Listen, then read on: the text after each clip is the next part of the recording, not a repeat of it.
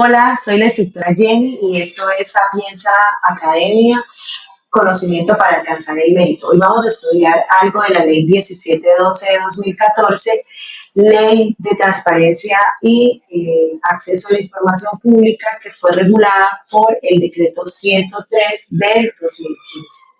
Pero bien, ¿cuál es la finalidad que persigue esta ley? La ley 1712 de 2014 lo que busca es regular el derecho de acceso a la información pública. Ese derecho que tenemos todos los colombianos de acceder a la información que está bajo custodia, posesión o bajo control de todas las entidades del Estado. También busca garantizar los procedimientos para el ejercicio de ese derecho y las excepciones a la norma, es decir, cuando definitivamente no se puede entregar la información o cuáles son las razones por las cuales hay información que los ciudadanos no pueden acceder a ella ni las entidades públicas la deben entregar. Pero ¿quién es el ente que va a velar por la protección de ese derecho, el derecho de acceso a la información? Pues la ley establece que el ente que debe hacer esa función es el Ministerio Público. Y recordemos que el Ministerio Público, según la Constitución Política de Colombia, está conformado por la Procuraduría General de la Nación, la Defensoría del Pueblo y las personerías distritales y municipales. ¿Quiénes son los sujetos obligados de esta ley? Es decir, ¿quiénes son las entidades públicas, privadas, personas naturales o jurídicas que deben dar cumplimiento o estricto cumplimiento a lo que se establece en esta ley? Pues bien, los sujetos obligados de la ley 1712 de 2014 son todas las entidades públicas de orden nacional o territorial, las entidades públicas de cualquier rama del poder público. Por ejemplo, de la rama ejecutiva, los ministerios; de la rama legislativa, el Congreso; de la rama judicial, la Fiscalía General de la Nación. Asimismo, todos los partidos políticos, movimientos ciudadanos, los fondos de administradores de parafiscales y los órganos autónomos del Estado, como el Banco de la República, la Comisión Nacional del Servicio Civil. Y adicionalmente, todas las personas naturales o jurídicas, públicas o privadas, que o presten función pública o ejerzan poder público o autoridad pública. Un ejemplo de una persona que ejerce autoridad pública puede ser un alcalde, y un ejemplo de una entidad privada que presta una función pública puede ser una EPS. La ley establece 11 principios del derecho a acceso a la información pública. Entonces, los voy a explicar o voy a hablar de ellos uno a uno. Primero, empecemos con el principio de máxima publicidad para el titular universal. Este principio, lo que menciona la ley con respecto a este principio, es que toda la información que posee o que reposa en una entidad pública se presume pública y que solo se debe negar la información que tenga una reserva legal.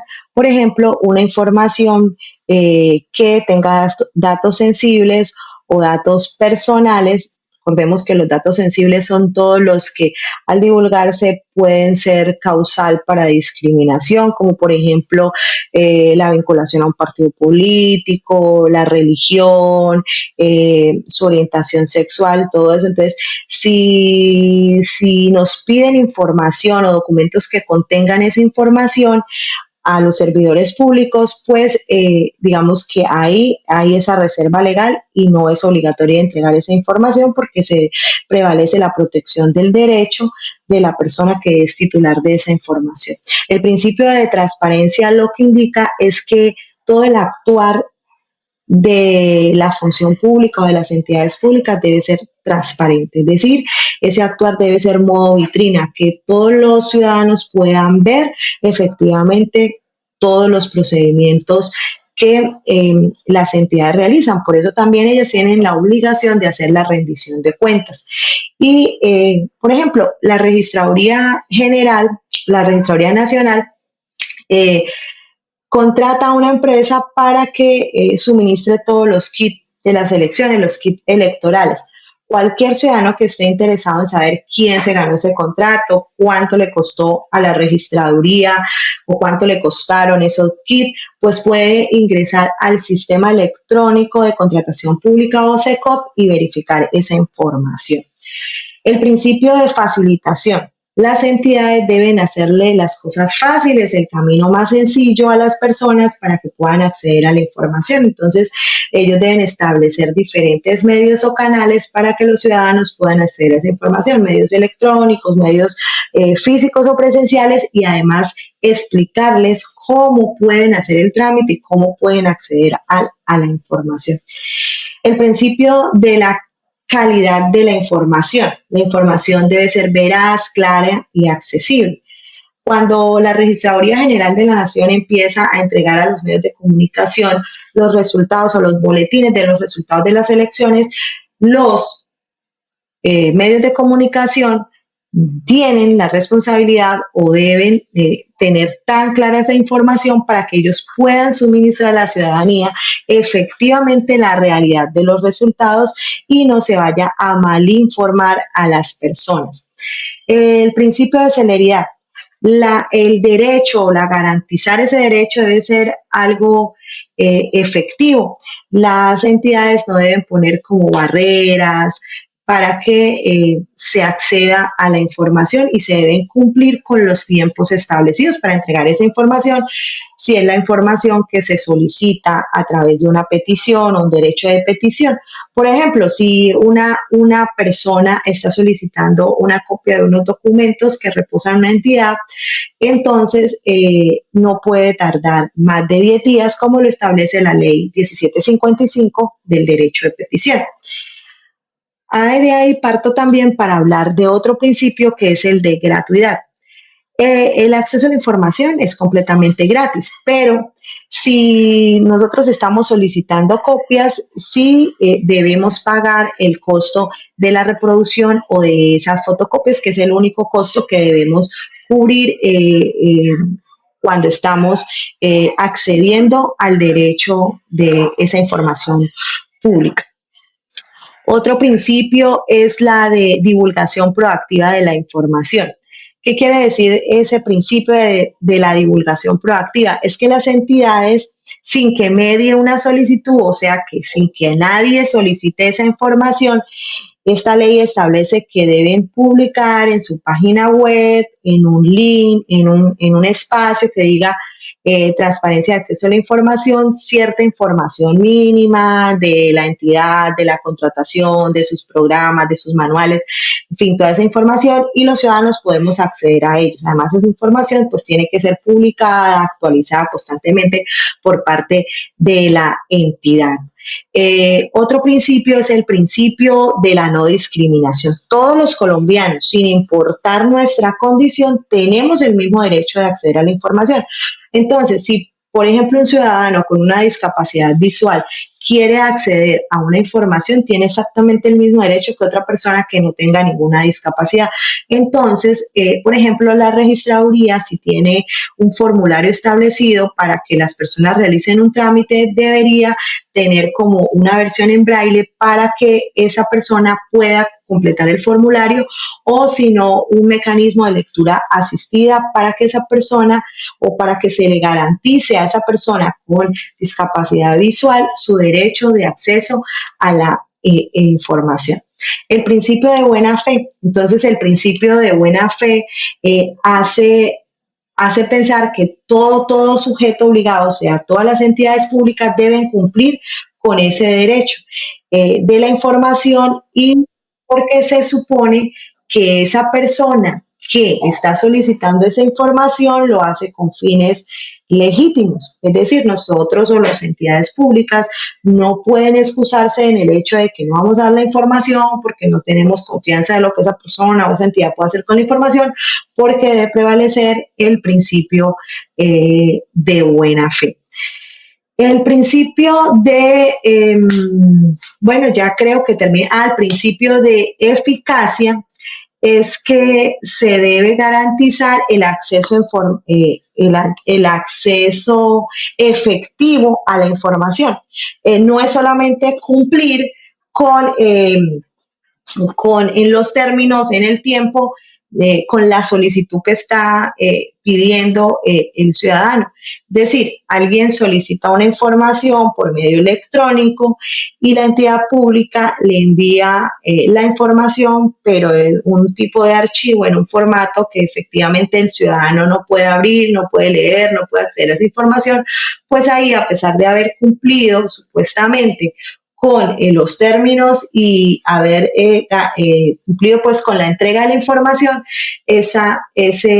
no se cumplió el principio de eficacia porque la información que se le entregó al ciudadano no fue útil y él no pudo realmente acceder a dicha información. Bueno, recordemos que esta ley no es solamente la ley de acceso a la información pública, sino que también es la ley de transparencia. Pero ¿qué es la transparencia? No puede solamente ser una palabra muy bonita. La transparencia significa que todas las actuaciones de las entidades públicas o del Estado deben ser de cara a la ciudadanía, deben ser de puertas abiertas, deben ser modo vitrina, es decir, transparente, que de afuera se pueda ver todo lo que hacen allá adentro, que cada decisión, cada acción, cada contrato pueda ser revisado, pueda ser consultado y pueda ser entendido por cualquier ciudadano y en cualquier momento. Es decir, la transparencia es que toda el actuar de las entidades públicas refleje que definitivamente no hay nada que esconder. Dicho esto, la ley establece que hay dos tipos de transparencia, transparencia activa y transparencia pasiva. Ya les había mencionado que las entidades tienen la obligación de proactivamente publicar en su página web, en un espacio que se llama Transparencia de Acceso a la Información Pública, una información que establece esta ley. Entonces, a eso se le llama transparencia activa, mientras que la transparencia pasiva es esa información que se le brinda al ciudadano, pero es porque para acceder a para acceder a esa información, el ciudadano tuvo que hacer una solicitud formal, ¿sí? Dirigida al sujeto obligado o a la entidad de la que requiere esa información. Entonces, esa es la transparencia pasiva según la ley. Bueno, la ley 1712 de 2014, como toda regla o norma, tiene su excepción y las dos grandes excepciones del acceso a la información pública son la información clasificada y la información reservada. La información clasificada es aquella información que al ser divulgada puede afectar los derechos de las personas y de las empresas, como el secreto comercial o los datos personales, mientras que la información reservada es esa información que al ser divulgada afecta los bienes o los intereses públicos, la seguridad nacional, las relaciones internacionales. Entonces, por ese carácter de información clasificada o reservada, los ciudadanos no pueden acceder a esa información y los empleados o las entidades públicas no deben entregar esa información. Pero, ¿qué pasa si esa información, por ejemplo, la información clasificada es solicitada por un juez? Entonces también hay unas excepciones para el acceso a la información clasificada. Cuando se trate de salvaguardar la vida o la integridad del titular de esa información, pero esa persona está física o jurídicamente incapacitada, entonces un representante legal puede autorizar el acceso a esa información adicionalmente y principalmente cuando el titular de la información autorice la divulgación de esa información. También se puede entregar esa información cuando se trate, por ejemplo, para fines estadísticos o científicos, pero se debe anonimizar esa información. ¿Qué quiere decir anonimizar? Quiere decir que, por ejemplo, la registraduría va a sacar unas estadísticas de cuántas personas votaron, de cuáles personas votaron o cuántas personas votaron en determinado puesto de votación, región o todo. Entonces puede dar un informe, pero puede reemplazar la información sensible, los nombres o la información que identifique plenamente a la persona por un código, un número A, B, C, 1, 2, 3, porque realmente ahí no se necesita sino es una información estadística, saber cuántas personas efectivamente votaron en tal puesto. Entonces, de esa manera, pues se está protegiendo también la información. Eh, pero también establece que hay, hay veces en las que se puede acceder a la información clasificada sin que, o hay algunas entidades, algunos casos que se pueda acceder a la información clasificada sin que tenga que haber una autorización del titular de la información. Por ejemplo, cuando esa información es solicitada por una entidad pública con fines de desarrollar sus funciones. También cuando lo solicite un juez para un proceso jurídico, cuando lo solicite una ONG o esa solicitud la haga un sindicato, pero única y exclusivamente para las personas o los miembros de esa corporación o que van a ser beneficiarios, digamos, algún programa o proyecto de la ONG. Y sobre todo es muy importante y pertinente en este caso mencionar que tampoco se necesita autorización del titular o la registraduría no necesita autorización del titular para manejar la información de los registros civil. Entonces, o toda la información relacionada con el registro civil. ¿Hasta cuándo opera la reserva de la información? O sea, la información clasificada se debe resguardar, pues con las excepciones que ya mencioné, de forma ilimitada, mientras que la información reservada, pues tiene un tiempo límite donde se vence la reserva, que la ley la establece por 15 años. Pero esa información también dice que se puede divulgar si desaparece el motivo que dio origen a la reserva de la información. ¿Qué pasa cuando un ciudadano solicita un documento y en ese documento hay información reservada o clasificada, pero también hay información que sí puede ser divulgada? Pues la entidad tiene la obligación de garantizar o de entregar la información que no tiene ningún tipo de reserva. Y para eso puede utilizar cualquier mecanismo como tachar la información clasificada o reservada, hacer otra versión del documento donde se excluya la información que efectivamente no puede entregar, pero se debe garantizar al ciudadano acceder a lo que sí puede acceder, o sea, no se puede limitar el acceso a la información porque en el documento hayan datos o información que tenga carácter reservado o clasificado. Eh, bueno, ya expliqué cuándo opera la reserva de la información y las excepciones y qué pasa si un documento tiene parte reservada, información reservada clasificada e información que no lo es. Entonces, continuemos. Para responder a la pregunta, ¿qué pasa si un servidor oculta, destruye o altera la información de un documento, de información solicitada? ¿Será sancionado? Pues la ley dice que sí, que será sancionado de acuerdo al artículo 292 del Código Penal. Y este código, en ese artículo, establece que si un servidor público realiza esas acciones, es decir, oculta, destruye o altera un documento público, incurrirá en una pena de prisión de 48 a 180 meses, es decir, de 4 a 15 años de prisión y una inhabilidad para el desarrollo de funciones públicas por ese mismo tiempo.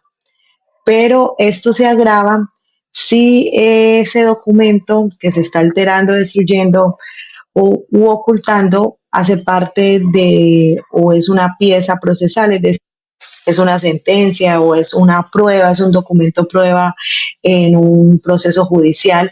Esto se agrava y la pena aumentaría de la tercera parte a la mitad.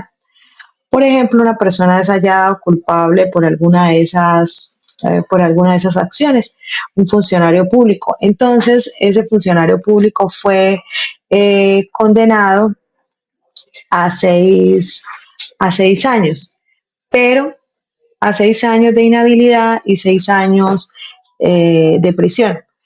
Pero si ese documento es una pieza procesal y se aumenta a la tercera parte, entonces ya la condena o la inhabilidad sería de 8 años, ¿sí? Porque la tercera parte de 6 años es 2, de 6 más 2 serían 8.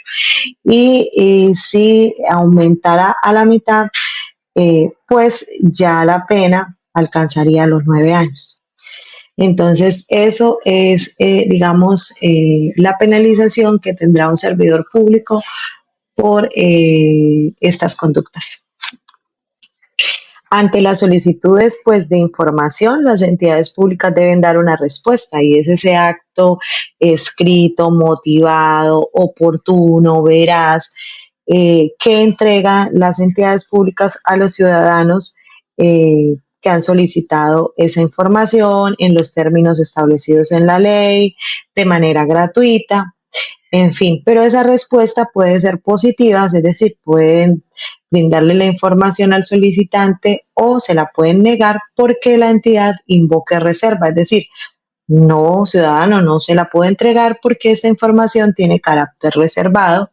Entonces, ahí la entidad tiene que informarle por qué, o sea, esa respuesta debe ser motivada, es decir, explicándole los motivos por los cuales se invoca la reserva, o sea, es decir, qué daños se causarían si se le entrega esa información. Entonces, la entidad definitivamente niega el acceso a la información.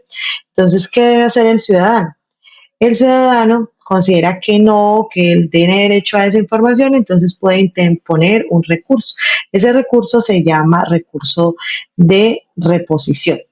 Y el recurso de reposición tiene derecho el ciudadano a interponerlo 3 días después de recibir pues, la negación, ¿cierto? Entonces el funcionario niega de todas maneras ese recurso y ese funcionario tiene 3 días para trasladarle ese, digamos, esa solicitud a un tribunal administrativo en el caso de las entidades de orden nacional, departamentales o del Distrito de Bogotá, o a un juez administrativo en el caso de si es una solicitud de un municipio, ¿sí? De alguien de un municipio.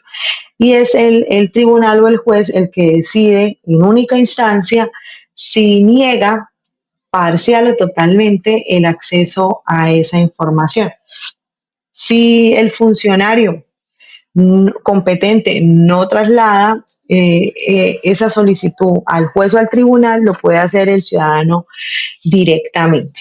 Entonces, el tribunal o el juez tiene 10 días para tomar la decisión, pero esos 10 días se pueden, o ese tiempo, se puede interrumpir porque se solicite información eh, o sea, por parte del juez a la entidad para revisar, pues, revisar la información que está solicitando el ciudadano y analizar bien el caso. O cuando el tribunal o el juez solicite concepto al Consejo de Estado. Pero si este no se pronuncia en los 5 días, ¿sí? O sea, se interrumpe. Tiene 10 días el juez o el tribunal para decidir, pero ese plazo se interrumpe en el momento en que se solicita o la información o se solicita el concepto del Consejo de Estado. Si el Consejo de Estado no emite concepto, no se pronuncia frente al caso, entonces pasados 5 días, si él no ha emitido ese concepto, entonces se continúan con los términos, o sea, se retoma el conteo de los 10 días donde iba. Pero en el caso de que se haya interrumpido por que el juez o el tribunal solicitó una información que necesita complementar o analizar para poder tomar debidamente la situación, hasta que no se le entregue esa información para que él pueda fallar, no se sigue contando los términos. Después, pues entonces ya continuando, el juez o el tribunal va a emitir el juicio si definitivamente niega el derecho total, como había mencionado, parcialmente al ciudadano para el acceso de la información. Entonces se comunica al solicitante y en caso de no ser así, pues también y se archiva pues la situación, se archiva el caso. Bueno, el criterio diferencial de accesibilidad lo que indica es que todas las entidades públicas deben garantizar el derecho de acceso a información a todos los ciudadanos y pues incluyendo las comunidades específicas que tienen alguna condición física especial o que pertenecen a una etnia y por lo tanto hablan otro idioma o no hablan el español, sino solamente su lengua madre. Entonces, por eso la ley establece que las entidades para garantizar ese derecho deben presentar la información en diferentes idiomas, en diferentes lenguas, deben crear formatos alternativos donde, por ejemplo, se presente la información en audios, en lenguaje de señas, en braille y además también que la información que se da a través de medios electrónicos o medios en la página web, esa información también estas personas, esas comunidades específicas también puedan acceder porque tengan formatos accesibles para ellos. Eh, y, y adicionalmente, pues que todos los espacios físicos también estén condicionados para que ellos puedan acceder a la información, especialmente oficinas donde se atiende al público, donde se atiende al ciudadano, como la oficina de atención al ciudadano. Debe pues contar con ramplas y con todos, digamos, las adecuaciones físicas que garanticen el acceso a esas personas que tienen de pronto alguna limitación física. Si un ciudadano siente que solicitar una información pone en riesgo su vida o su integridad, esta persona puede solicitar la información a través del procedimiento especial de solicitud con identificación reservada o CIPIR, y eso lo debe hacer ante el Ministerio Público. La Procuraduría establecerá o diseñará un formulario para que las personas con estas características puedan, a través de medios electrónicos, hacer la solicitud de información. Incluso si ustedes ingresan a la página de la Procuraduría General, en la parte donde están las peticiones, solicitudes, ahí está precisamente, se puede acceder al formulario para hacer la solicitud de información con identificación reservada. Ponte a prueba con esta trivia de la Ley 1712 de 2014. Empecemos. Primera pregunta. Una alcaldía ubicada en un territorio con alta presencia de grupos étnicos publica su plan de desarrollo en su página web únicamente en español. La autoridad indígena local solicita formalmente a la alcaldía que divulgue la información que afecta a la comunidad en su lengua nativa y en formatos accesibles. ¿Está obligada la alcaldía a atender esta solicitud? A. No. La ley solo obliga a la divulgación en español, dado que es el idioma oficial de Colombia según la Constitución Política. B. Sí, en virtud del criterio diferencial de accesibilidad, la información debe divulgarse en diversos idiomas y lenguas y elaborarse en formatos alternativos comprensibles para dichos grupos. C. Depende de si la alcaldía cuenta con recursos financieros y el talento humano suficiente para la traducción conforme al principio de divulgación proactiva. La respuesta es la opción B. Sí, en virtud del criterio diferencial de accesibilidad. La información debe divulgarse en diversos idiomas y lengua y elaborarse en formatos alternativos comprensibles para dichos grupos. Pregunta número 2. Un investigador solicita un informe de auditoría completo, El informe contiene en una sección información sobre la prevención, investigación y persecución de delitos, mientras que el resto del documento detalla hallazgos administrativos no sensibles. El sujeto obligado decide negar el acceso al informe en su totalidad. ¿Es correcta esta decisión o existe un procedimiento diferente en la ley? A. No, no es correcta. Debe hacerse una versión pública que mantenga la reserva únicamente de la parte indispensable, entregando el resto de la información pública. B. Es correcta, pues la presencia de una sección legítima en cualquier parte del documento permite negar el acceso al informe completo. C. Es correcta a menos que el solicitante pruebe que la información reservada es separable del resto sin afectar su comprensión. La respuesta correcta es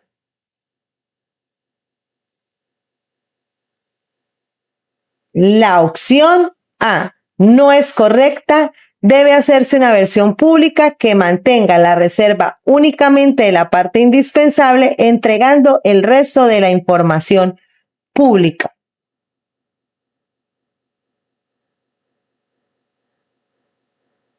Un ciudadano envía una solicitud de acceso a la información a una Contraloría pidiendo de manera vaga todos los informes de auditoría del último periodo.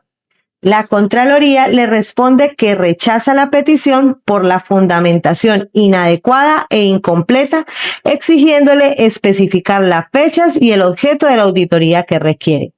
¿Es legítimo el rechazo de la Contraloría por considerar la petición como inadecuada o incompleta? A. Sí, pues la celeridad administrativa requiere peticiones completas y bien fundamentadas para ser procesadas eficazmente. B. No, la Contraloría debió requerir la aclaración, pero en ningún caso podrá ser rechazada la petición por motivos de fundamentación inadecuada o incompleta. C. Sí, si el sujeto obligado demuestra que responder a una solicitud tan amplia causaría un daño específico a la estabilidad financiera de la entidad. La respuesta correcta es la opción B.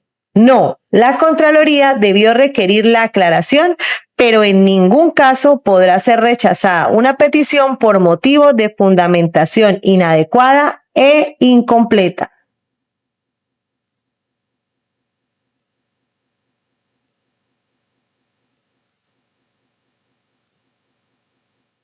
Ampliando la justificación de las respuestas a las preguntas planteadas, la Ley 1712 de 2014 menciona en su artículo 8 el criterio diferencial de accesibilidad, lo que significa que la información pública debe adaptarse a las condiciones o a los ciudadanos y no al contrario.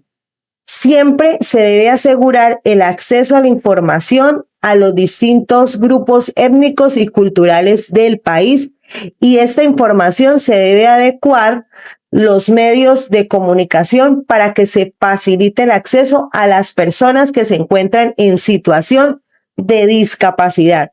Por eso, por ejemplo, cuando un indígena guayú solicita una información pública, la entidad debe estar en capacidad de traducir esa información al guayunaiki. O, por ejemplo, si una persona ciega solicita esa información, se debe entregar en un formato accesible o compatible con lectores de pantalla.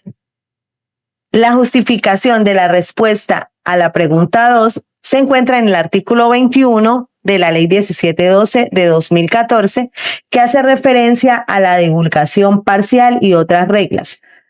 Lo que dice en ese artículo es que si una parte del documento tiene un dato o información que tiene alguna reserva legal porque es información reservada o clasificada, la entidad debe hacer una versión pública que se mantenga la reserva solamente de esa parte del documento, pero no se le puede negar al ciudadano acceder a la otra información que sí tiene carácter público.